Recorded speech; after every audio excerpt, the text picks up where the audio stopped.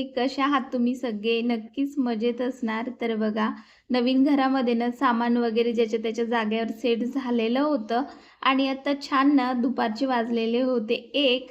तर छान तयार वगैरे झाले. आमचे जेवणं वगैरे सगळे आटपून झालेले होते आणि संडेचा डे होता.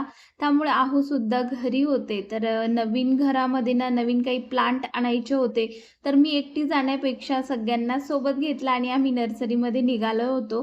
तिकडनं रिक्षाने येण्यापेक्षा ना गाडीमध्येच काही प्लांट टाकून येता येतात म्हणून आहोंना सुद्धा घेतलेलं होतं. तर बघा किती छान वातावरण सुद्धा होतं बाहेरचं. तर ही माझ्या ना घराच्या जवळच ही नर्सरी आहे. तर बघूया तिथे कुठले कुठले प्लांट आहे. नर्सरीत गेल्याबरोबर बघा फ्रेशनेस जाणवायला लागला. हे सीझनल काही शेवंतीचे प्लांट आहेत. खूप छान वाटत होते आणि कलर ना एवढे भरपूर होते. खूप छान वाटत होतं. अहो लगेच विचारपूस करायला लागले, कोणतं प्लांट चांगलं आहे, त्याची प्राईज वगैरे. तर बघा इथे भरपूर गर्दीसुद्धा होती आणि तो नर्सरीवाला एकच दादा होता दाखवायला. तर इथे बघा बेलाचं सुद्धा झाड बघत होते.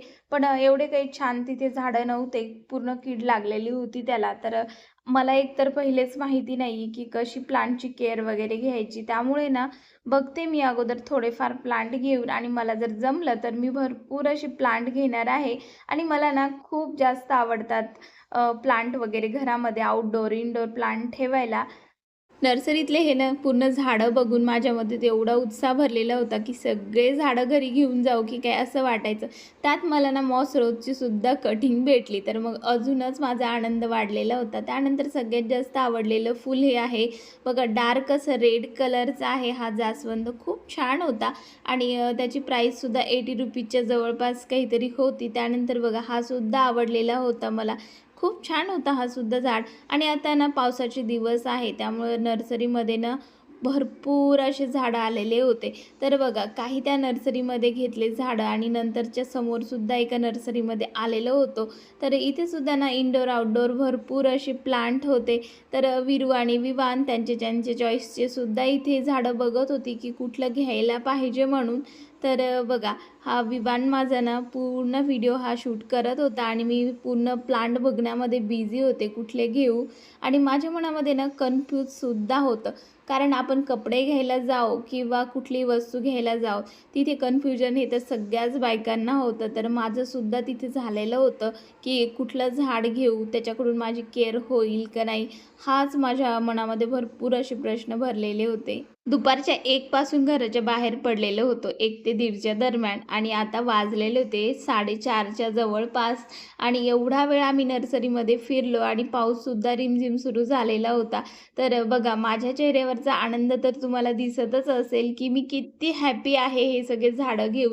खरं तर आहोंनी खूप जास्त फोर्स केला त्यामुळेच मी आज नर्सरीमध्ये जायला तयार झाली, नाहीतर माझं 1-2 दिवस मागे पुढे झालं असतं. तर बघा आमच्या सगळ्यांच्या चेहऱ्यावर भरपूर असा आनंद होता. विरूसुद्धा खूप खुश होता कारण विरूनीसुद्धा त्याचं फेवरेट प्लांट घेतलेलं होतं. तर बघा आता माती घ्यायची होती बाहेरून, कारण नर्सरीमध्ये काही आम्हाला माती मिळालेली नव्हती आणि हे सगळे गाडीमध्ये बसलेले होते आणि मी एकटीने शेतातली माती वगैरे भरली, कारण एक ओळखीचं शेत होतं तिथेच माती घ्यायला गेलो होतो. त्यानंतर ना रिमझिम असा ना म्हणता म्हणता मुसळधार असा पाऊस सुरू झाला आणि आम्हाला जायला ना 6च वाजले घरी. भरपूर दूर आलेलो होतो आम्ही. एवढ्या पावसाची मजा फक्त मी एकटीनंच घेतली, कारण हे तिघे सुद्धा ना गाडीमध्येच बसून राहिलेले होते आणि मी पूर्ण ओली झालेली होती. मातीसुद्धा घेतली, त्यानंतर कुंड्यासुद्धा घेतलेल्या होत्या. आहोंना काही ना दमच निघत नाही. कुठलीही गोष्ट करायची म्हटली तर लगेचच त्यांना रिप्लांट करायचे होते ह्या झाडांना. तर खालच्या खालीच आम्ही माती वगैरे टाकून घेतलेली होती. त्यानंतर ना ही कुंडी होती बघा माझ्याकडे सिरॅमिकची. त्याच्यामध्ये माती बिलकुल निघत नव्हती आणि गेले 3 वर्षापासून त्याच्यामध्ये माती तशीच होती. मी काही माती वगैरे चेंज केली नाही, कारण मला माती ना नर्सरीमध्ये तरी इथे अवेलेबलच नव्हती आणि बाहेरून सुद्धा आणलेली नव्हती. तर ती बघा जुनी माती ना मी त्याच्यामध्ये थोडीशी वाळू वगैरे मिक्स करून घेतली आणि थोडंसं खत आणलेलं होतं आपण त्या नर्सरीमधूनच, ते मिक्स करून घेतलं चांगल्या प्रकारे. सेंद्रिय खत हे ना आपल्या झाडांच्या ग्रोथसाठी, त्याचबरोबर हिरवेगार झाडं राहण्यासाठी खूप छान असतं. त्यामुळेच आम्ही तिथे घेऊन टाकलेलं होतं आणि माझी मातीसुद्धा बरीच जुनी झालेली होती. तर बघा विरूनीसुद्धा काय केलं, याच्यामध्ये केळ्याचे जे छिलके असतात ते सुद्धा आणून टाकलेले होते.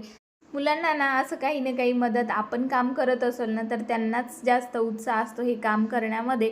आणि मी तर खूप जास्त ओली झालेली होती आणि अशी बघा रिप्लांट करून घेतले आम्ही प्लांटला ह्या कुंडामध्ये. आणि ह्या कुंडीनं बऱ्याच मोठ्या आहे, व्हिडिओमध्ये थोड्याशा छोट्या वाटतात पण भरपूर मोठ्या आहे. आणि विरूचं सगळ्यात जास्त फेवरेट झाड बघा हे तुळशीचं, एवढं सुंदर रोप मिळालेलं होतं. त्यालासुद्धा आम्ही ह्या सिरॅमिकच्याच कुंडीमध्ये रिपोर्ट केलेलं होतं, काही थोडी जुनी नवी अशी माती करून टाकलं. तर बघा हा पामचा आहे, पण कोणता पाम आहे हेच मला माहिती नाही आहे.